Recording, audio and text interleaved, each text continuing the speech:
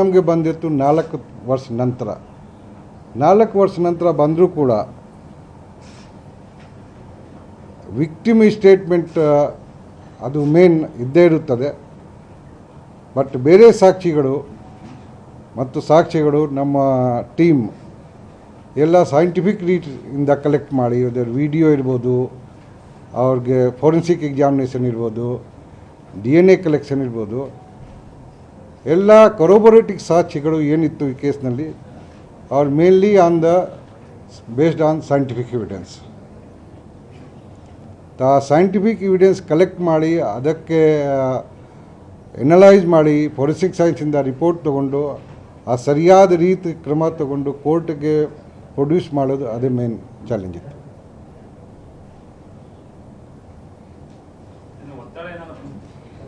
ಇಲ್ಲ, ನಾವು ಒತ್ತಡ ಏನು ಬಂದಿಲ್ಲ.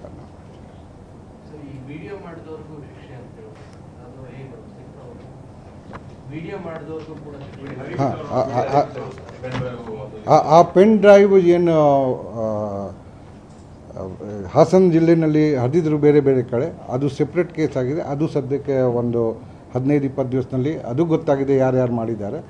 ಕೆಲವೊಂದು ಫೋರೆನ್ಸಿಕ್ ಸೈನ್ಸ್ನಲ್ಲಿ ರಿಪೋರ್ಟ್ ಪೆಂಡಿಂಗ್ ಇತ್ತು, ಯಾಕೆಂದರೆ ಅಲ್ಲಿ 100ಕ್ಕಿಂತ ಮೇಲ್ಪಟ್ಟು ಕಂಪ್ಯೂಟರ್ಸ್, ಲ್ಯಾಪ್ಟಾಪ್, ಮೊಬೈಲ್ಗಳು ಸೀಜ್ ಮಾಡಲಾಗಿತ್ತು ಆ ಕೇಸ್ನಲ್ಲಿ. ಅದು ಎನಾಲಿಸಿಸ್ ಮುಗಿದಿದೆ. ಸದ್ಯಕ್ಕೆ ಅದು ಚಾರ್ಜ್ ಶೀಟ್ ಮಾಡಲಾಗಿದೆ. ಇದರಲ್ಲಿ ಈ ಕೇಸ್ನಲ್ಲಿ ಏನಿದೆಯಾ, ಅಕ್ಯೂಸ್ ಪ್ರಜ್ವಲ್ ರೇವಣ್ಣ ಅವರೇ ಆ ವಿಡಿಯೋ ಮಾಡಿದರು, ಅದಕ್ಕಾಗಿ 66 IT ಆ್ಯಕ್ಟ್ ಪ್ರಕಾರ ಶಿಕ್ಷೆ ಆಗಿರುತ್ತದೆ. ಮುಂದೆ ಅವರು ಆರೋಪಿಗಳು ಕೋರ್ಟ್ ಕಡೆ ಏನಾದರೂ ಹೋದರೆ ಮುಂದಿನ ಪ್ರೊಸೀಜರ್ ಏನಾಗ್ಬೋದು, ಚಾಲೆಂಜ್ ಮಾಡ್ಬೋದಾ? ಹೌದು, ಅವ್ರಿಗೆ ಹೈಕೋರ್ಟ್ನಲ್ಲಿ ಅವಕಾಶ ಇದೆ ಚಾಲೆಂಜ್ ಮಾಡಲಿಕ್ಕೆ, ಸುಪ್ರೀಂ ಕೋರ್ಟ್ನಲ್ಲಿ ಅವಕಾಶ ಇದೆ. ಇದು ಮೊದಲೇ ನಮ್ಮ ಜುಡಿಷಿಯಲ್ ಪ್ರೊಸೆಸ್ನಲ್ಲಿ ಇದು ಮೊದಲೇ ಹಂತದ ನ್ಯಾಯ. ಆಮೇಲೆ ಇದು ಹೈಕೋರ್ಟ್ನಲ್ಲಿ ಚಾಲೆಂಜ್ ಮಾಡ್ಬೋದು, ಹೈಕೋರ್ಟ್ನಲ್ಲಿ ಆದರೂ ಕೂಡ ಸುಪ್ರೀಂ ಕೋರ್ಟ್ನಲ್ಲಿ ಚಾಲೆಂಜ್ ಮಾಡ್ಬೋದು. ಕಳೆದ 1 ವರ್ಷದಿಂದ ಕೂಡ ಯಾಕೆಂದರೆ ಆರೋಪಿಗೆ ಬೇಲ್ ಆಗದಲ್ಲೇ ಅವನಿಗೆ ಒಂದು ಶಿಕ್ಷೆ ಪ್ರಕಟ ಆಗಿದೆ. ಸಾಮಾನ್ಯ ಜನರು ಕೂಡ ಈ ಥರ ಪ್ರಕರಣಗಳಲ್ಲಿ ಇದೇ ರೀತಿ ತ್ವರಿತವಾಗಿ ಶಿಕ್ಷೆ ಆಗುತ್ತಾ ಅನ್ನೋದು ಒಂದು ಪ್ರಶ್ನೆ. ಯಾಕೆಂದರೆ ಹೈ ಪ್ರೊಫೈಲ್ ಕೇಸ್ ಅಂತ ಪೊಲೀಸ್ನವರು ತುಂಬ ಇಂಟ್ರೆಸ್ಟ್ ಮಾಡಿದ್ದಾರೆ ಅನ್ನೋದು ಒಂದು ಆರೋಪ. ಇಲ್ಲ, ಒಂದು ಮಾತು ಹೇಳ್ತೀವಿ, ನಮ್ಮದು ಈ ಸುಪ್ರೀಂ ಕೋರ್ಟ್ದು ಒಂದು ಜಡ್ಜ್ಮೆಂಟ್ ಇದೆ. ಪರ್ಟಿಕ್ಯುಲರ್ಲಿ ಎಲ್ಲಿ ಆರೋಪಿಗಳು MP ಮತ್ತು MLA ಅಥವಾ ex-MP MLA ಇದ್ದಾರೆ ಅಂಥ ಕೇಸ್ನಲ್ಲಿ ಡೇ ಟು ಡೇ ಹಿಯರಿಂಗ್ ಆಗಬೇಕು. ಒಂದು. ಎರಡನೇದು ರೇಪ್ ಕೇಸ್ನಲ್ಲಿ ಕೂಡ ಇದೆ. ಚಾರ್ಜ್ ಶೀಟ್ ಆದ ನಂತರ ಯಾವಾಗ ಅವ್ರು ಟ್ರಯಲ್ ತೊಗೊಳ್ತಾರೆ ಅದು ಡೇ ಟು ಡೇ ಹಿಯರಿಂಗ್ ಆಗಬೇಕು. ಮೂರನೇದು, ಈ ಕೇಸ್ನಲ್ಲಿ ಬೇಲ್ ಸಿಗಲಿಲ್ಲ, ಅದಕ್ಕಾಗಿ ಅವರು ಟ್ರಯಲ್ಗೆ ಬೇಗ ತೊಗೊಳ್ಲಿಕ್ಕೆ ಆಯಿತು. ಈ ಅಕ್ಯೂಸ್ ಜುಡಿಷಿಯಲ್ ಕಸ್ಟಡಿನಲ್ಲಿದ್ದಾರೆ. ಆ ಜುಡಿಷಿಯಲ್ ಕಸ್ಟಡಿನಲ್ಲಿದ್ದಾಗ ಟ್ರಯಲ್ಗೆ ಡಿಲೇ ಆದರೆ ಅವ್ರಿಗೆ ನಾಳೆ ಟ್ರಯಲ್ನಲ್ಲಿ ಅವ್ರ ಖುಲಾಸೆ ಆದರೆ ಆವಾಗ ಜಾಸ್ತಿ ಟೈಮ್ನಲ್ಲಿ ಅವ್ರು ಜೈಲಿನಲ್ಲಿ ಇರಬೇಕಾಗುತ್ತೆ. ಅದಕ್ಕಾಗಿ ಈ 3 ಕಾರಣಗಳಿಂದ ಅಶ್ವಿನಿ ಕುಮಾರ್ ವರ್ಸೇಜ್ ಸ್ಟೇಟ್ ಅಂತ ಜಡ್ಜ್ಮೆಂಟ್ ಇದೆ ಸುಪ್ರೀಂ ಕೋರ್ಟ್ದು, ಅದಕ್ಕಾಗಿ ಇದು ಡೇ ಟು ಡೇ ಟ್ರಯಲ್ನಲ್ಲಿ ಬಂತು.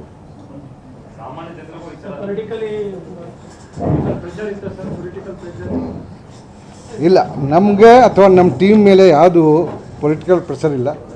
ಈಗ ನಮ್ಮ ಅಶೋಕ್ ನಾಯಕ್ ಅವರು ಇದ್ದಾರೆ, ಅವರೇ ನಮ್ಮ ಟ್ರಯಲ್ ಕೋರ್ಟ್ನಲ್ಲಿ ನಮ್ಮ ಪರವಾಗಿ ಅವರು ವಾದ ಮನ್ನಣೆ ಮಾಡಿದರು. ನಾವು ಅವ್ರಿಗೆ ಅಭಿನಂದಿಸ್ತಾ ಇದ್ವಿ ಇಲ್ಲಿ ಎಲ್ಲರ ಮುಂದೆ.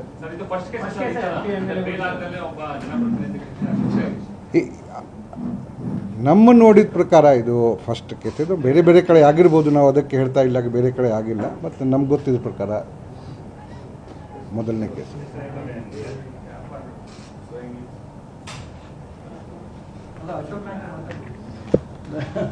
ಮಾತಾಡಿದ್ದೇನೆ ಈಗ ಅಲ್ಲಿ.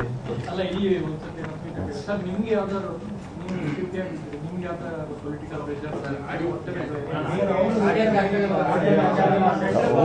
ಒಂದು ನಿಮಿಷ ಮಾತಾಡ್ತಾರೆ ಇಂಗ್ಲೀಷ್ನಲ್ಲಿ. ಈಗ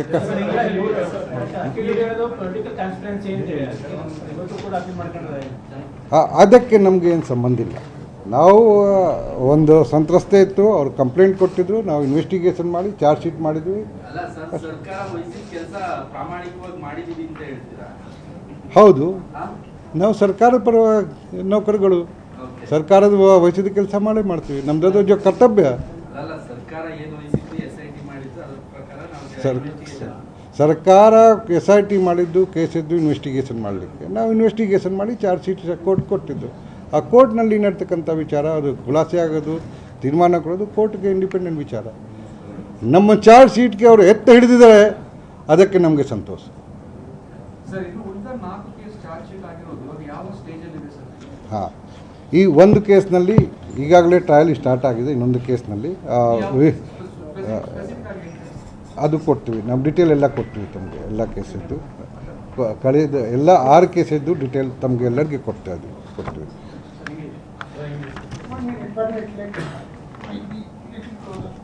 ಯಾ, please.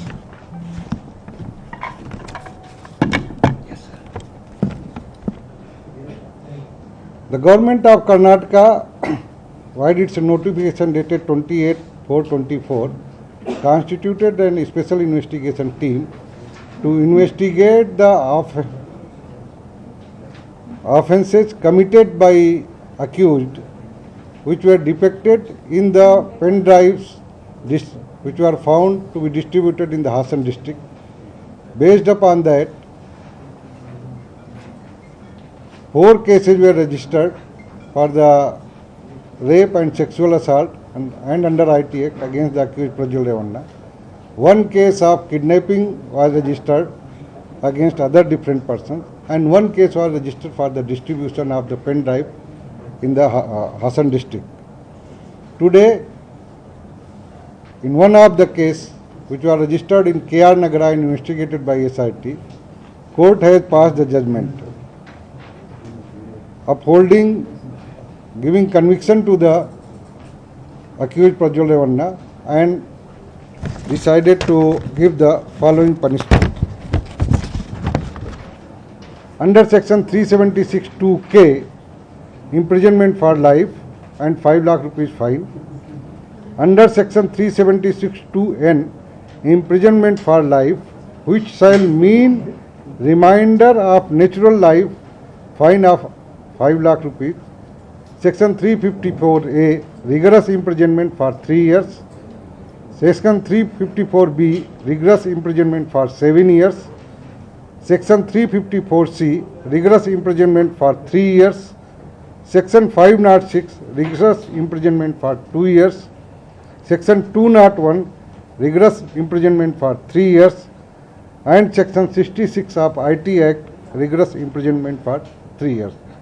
Along with that, court has imposed a fine of 11,60,000 rupees under various sections, and court has also directed that from the fines which has been levied on the accused, 11,25,000 should be paid to the victim. In this case, I can say the victim is from the very poor and the lowest strata of society, and the accused, as you all know, is the ex-member of parliament belonging to the most powerful political family in the state. And I must appreciate the courage of the victim, who could stand up in such a